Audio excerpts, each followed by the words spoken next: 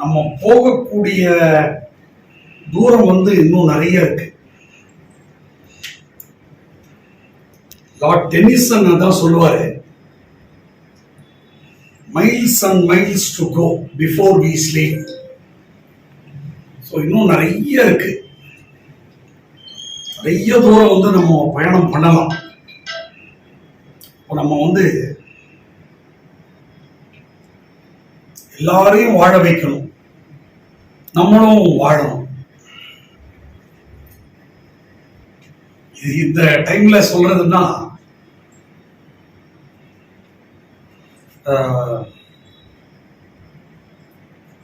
இதயக்கனி படத்துல எம்ஜிஆர் பாடுவார். எம்ஜிஆருக்கு எல்லாரும் பாடுவாங்க, நீங்க நல்லா இருக்கணும், நீங்க நல்லா இருக்கணும், நாடு முன்னேற அப்படி. அவரும் பாடுவார். என்ன பாட்டு சொல்றது? அதேதான் திருப்பி விடுவார், நீங்க நல்லா இருக்கணும் அப்படின்னு அவரும் பாடுவார். அதுதான் இது எம்ஜிஆர் பத்தி பேசுறதுனால அரசியல் இல்லை, அரசியல்ன்றது வேற. அவர் அவரை பார்த்து பார்த்தே வளர்ந்தவன்னா அவருடைய கருத்துக்கள் அவ்வளவு பிடிக்கும் ஒவ்வொன்றும். அப்போ சார் உங்களுக்கு எம்ஜிஆர் மட்டும்தானா அப்படின்னா அப்படி இல்லை. அதுக்கு முன்னால பாத்தீங்கன்னா காமராஜர் படிப்பு அறிவு கொடுத்தவர் தமிழ்நாட்டு மக்களுக்கு. கக்கன் ரொம்ப கஷ்டப்பட்டார், கடைசியில வறுமையில வாடி ஹாஸ்பிட்டல்ல படுத்துட்டு இருக்காரு. இவங்கெல்லாம் ஒரு உதாரண புருஷங்க. தமிழ்நாட்டை பொறுத்த வரைக்கும் மக்களுக்கு ஏதாவது பண்ணணும், மக்கள் மக்கள் மக்கள் அவ்வளவுதான். அதாவது எந்த டிஃபரன்ஸும் பார்க்காம எல்லாரும் ஒண்ணு, நீ எப்படியாவது இருப்பா, நீ எந்த ஜாதி மதம் கொள்கை அது எதுவாவது இரு, ஆனா நம்ம எல்லாரும் ஒண்ணு. அப்படி அதே போல பாத்தீங்கன்னா, இது என்னுடைய பர்சனல், இது இவங்களெல்லாம் ஃபாலோ பண்றேன். எங்களுக்கு ரோல் மாடல், எனக்கு ரோல் மாடல்னா நம்முடைய காந்தி. சாதாரணமா அவருடைய வார்த்தையெல்லாம் சொல்ல முடியாது, நீங்க எல்லாம் கிண்டல் பண்ணலாம், அவரு தான். அப்புறம் இன்னொரு சைட்ல நீங்க பாத்தீங்கன்னா அப்துல் கலாம். ஒரு சாதாரண கிராமத்துல பிறந்தவர் தான் அவரு, ராமநாதபுரம் மாவட்டத்துல. அவரு ஜனாதிபதி ஆனார், அது வேற விஷயம். கஷ்டப்பட்டு கஷ்டப்பட்டு கஷ்டப்பட்டு அவரு சயின்டிஸ்ட் ஆகிட்டு கூட ஸ்டூடெண்ட்ஸ் நல்லா இருக்கணும், ஸ்டூடெண்ட்ஸ் மேல வரணும், ஏழைங்க நல்லா இருக்கணும், அதுக்கு உதாரணமா திகழ்ந்தார். அவரு ஜனாதிபதி மாளிகையில் இருந்து வெளியே போகும்போது ஒன்னும் எடுத்துக்கல. அதே போல பிறந்த தனக்கு சொல்லிக் கொடுத்த ஆசிரியர்களை அவர் மறக்கவே இல்லை. வாஜ்பாய் அவங்க நியூ டெல்லிக்கு அவருடைய செலவுல வரவழைச்சார். அந்த மாதிரி ஒரு மனிதன். அவருக்கு அதான் மக்களை பிடிக்கும், எல்லாரையும் பிடிக்கும். நம்ம உலக அரங்களை எடுத்துக்க போனா ஏப்ரஹாம் லிங்கன்,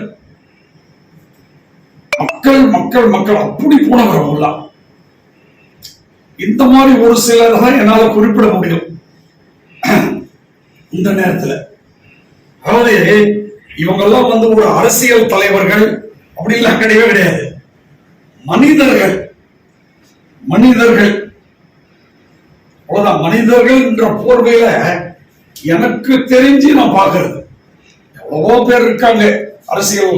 இப்போ நீங்க பாத்தீங்கன்னா சில பேர் வின்ஸ்டன் சர்ச்சில், அவரு வேற, அந்த மாதிரி சொல்லலாம், சொல்லிக்கொண்டே போகலாம். இன்னொரு பக்கத்துல பாத்தீங்கன்னா சர்தார் வல்லபாய் பட்டேல் சொல்லலாம். அந்த மாதிரி அப்படிலாம் நான் போக விரும்பல. அப்படி நீங்க தலைவர்கள், அதாவது மனித நேயம், இவங்களுக்கெல்லாம் மனித நேயம் இருந்தது, அவ்வளவுதான். அதாவது மனுஷனா போகணும்,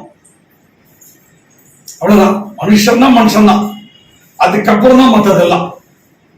உங்களுக்கு எது வேணாலும் இருக்கணும்ப்பா, நீ ஒரு மனிதன், நம்மள மாதிரி ஒரு மனிதன் நீ.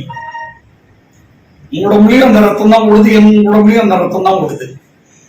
அவ்வளவுதான். நானும் கடவுளை கும்பிடுறேன், நீயும் கடவுளை கும்பிடுற, அவ்வளவுதான். நீ எந்த கடவுளையாவது கும்பிடு, அது வேற விஷயம். அதனால நம்ம மாறுபட்டவர்களாக ஆகிவிட மாட்டோம். எல்லாமே ஒண்ணுதான், வேற ஒண்ணுமே கிடையாது. இந்த சிம்பிள் இதுதான் இட் கீப்ஸ் மீ கோயிங். அதே போல ஸ்டூடெண்ட்ஸுக்கு பண்ணணும். இன்னும் நான் கூட நேற்று ஒருத்தரை பார்த்தேன். அவர் ரொம்ப தெய்வ பக்தி உள்ளவர். அவர்கிட்ட பேசிட்டு இருக்கும்போது என்னுடைய student Nisha Parveen Ashok Nagar government girls ஸ்கூல்ல டாப் மோஸ்ட் ஸ்டூடெண்ட். ரொம்ப அவங்க அப்படிலாம் நான் பேசக்கூடாது, இருந்தாலும் கொரோனா காலம் அவர்களுடைய குடும்பத்தை வட்டி போட்டு விட்டது. அதனால அவங்களுக்கு நிறைய கஷ்டங்கள். நான் கஷ்டம்ன்றது நானும் கஷ்டப்பட்டிருக்கனால அவங்கள பார்த்தாலும் எனக்கு பெருமையா இருக்குது. அந்த பொண்ணு அவர் கூட உட்காந்து டக்குன்னு பதில் சொல்லுது ஜிஎஸ்டி பத்தி. நேத்து அவர் கூட இன்னொரு பொண்ணையும் நான் சேர்த்து விட்டுருக்கேன். எல்லாமே நம்மள மாதிரி ஒரு மிடில் கிளாஸ் கஷ்டம் தெரிஞ்ச பொண்ணுங்க. அவரு பார்த்தேன், அவர் பேர் ஏஎஸ் குமார். அதையும் நான் சொல்லிடுறேன். இன்னைக்கு நேற்று தான் பார்த்துட்டு வந்தேன். அவர்கிட்ட சில வார்த்தைகளை சொன்னேன். சார், இந்த மாதிரி ஒரு அவரும் நல்லதுதான் பண்ணிட்டு இருக்காரு, நல்லது பண்றவர் அவர். ஸோ அந்த மனிதரை நேற்று பார்த்தது ரொம்ப சந்தோஷம். அவர்கிட்ட பேசும்போது கூட, சார் நான் வேற சில பண்ணணும்னு நினைக்கிறேன், பணம் சம்பாதிக்கிறதுக்கு இல்லை சார், இன்னும் நிறைய பேருக்கு நம்ம ஹெல்ப் பண்ணணும் அப்படின்னு. ஒரு சொன்னாரு, நிச்சயமா கடவுள் அருள் புரிவார்னு. இதோ டக்குன்னு தோணித்த, நான்லாம் பிளான் பண்ணி பேசல. ஸோ அப்படி இருக்கும்போது இப்போ கூட என்னன்னா, நம்மளுடைய ஒரே அகாடமி நல்லா கொண்டு போகணும். எதுக்கு சார் இந்த அகாடமியை நீங்க நல்லா கொண்டு போகணும் அப்படின்னா, நீங்க நிறைய பணம் சம்பாதிக்கிறதுக்கா சார்? இல்ல, அது இல்ல. நிறைய குழந்தைகளை படிக்க வைக்கணும். இன்னைக்கு எங்களுடைய ஸ்டூடெண்ட்ஸ் எனக்கு லேட்டஸ்டா தான் சிரஞ்சீவி எடுத்து கொடுத்தார் சில இன்ஃபர்மேஷன்லாம். பார்க்கும்போது எங்களுடைய சில ஸ்டூடெண்ட்ஸ் நியூயார்க்ல இருக்காங்க, லண்டன்ல இருக்காங்க, பெரிய பெரிய லெவல்லாம் இருக்காங்க. கம்பெனில பார்ட்னரா இருக்காரு, டைரக்டரா இருக்காரு. அது என்ன சொல்றது, இன்னும் தோண்ட நிறைய வரும்போது இருக்குது. நான் ஏதோ மறந்துட்டேன், ஏதோ போயிட்டு இருக்கேன், அவ்வளவுதான்.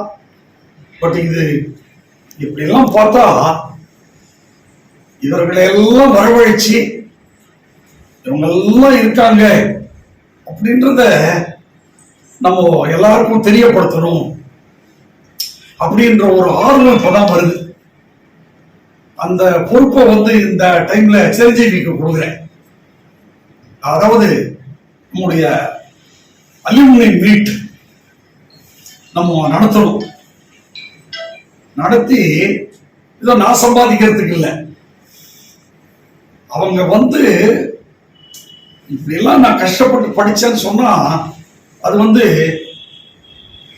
நம்முடைய தமிழ்நாட்டு மக்களை இன்னும் நல்ல நிலைமைக்கு உயர்த்தும். தமிழ்நாடுன்னு கூட சொல்ல முடியாது, அவங்கெல்லாம் எந்தெந்த ஸ்டேட்ல இருந்து வந்தவங்களோ அவங்கெல்லாம் பெரிய லெவல்ல இருக்காங்க. பட் அவங்க குடியிருக்கிறது தமிழ்நாடு, அவ்வளவுதான். ஸோ அது ஒரு கனவு இருக்கு. அது சிரஞ்சீவி தான் நிறைவேற்றணும்னு நினைக்கிறேன். அவர் தான் எடுத்து கொடுத்தாரு. பார்த்தா எனக்கே ஆச்சரியமா இருக்கு. பாம்பேல பெரிய ஹெட் அந்த பொண்ணு, 98 என்கிட்ட படிச்சது. பார்த்தா பெரிய டைரக்டர், அது பேசே தெரியல வா, அந்த மாதிரி பார்க்கலாம். அதனால அடுத்தது மெயினா ஸ்டாஃப் நல்லா இருக்கணும், அவங்க குடும்பம் நல்லா இருக்கணும், அதுதான் மெயின் முக்கியம். இந்த ஸ்டாஃப் இன்னைக்கு தேதியில கொஞ்சம் நிறையவே நமக்கு வந்துட்டு இருக்காங்க. நிறைய நான் எல்லாம் யாருமே இல்லை, நான் மட்டும்தான் உட்கார்ந்து வேலை பண்ணிட்டு இருந்தேன். இப்போ கொஞ்சம் ஸ்டாஃப் ஸ்ட்ரென்த்தையும் நம்ம இன்க்ரீஸ் பண்ணியிருக்கோம். இன்னும் இது பல மடங்கு வளரணும். ஏன்னா அப்பதான் பல குடும்பங்கள் வந்து நல்லா இருக்கும். அதுதான் முக்கியம். நிறைய பேருக்கு நம்மளால வேலை கொடுக்கணும், வேலை கொடுக்கறதுக்கு கடவுள் அருள் கொடுத்திருக்காரே. இந்த நேரத்துலதான் இன்னொரு மனிதரை பத்தியும் நான் சொல்ல விரும்புறேன். அவர் தான் ரட்டன் டாட்டா. நல்ல மனிதர், நேர்மையான மனிதர்.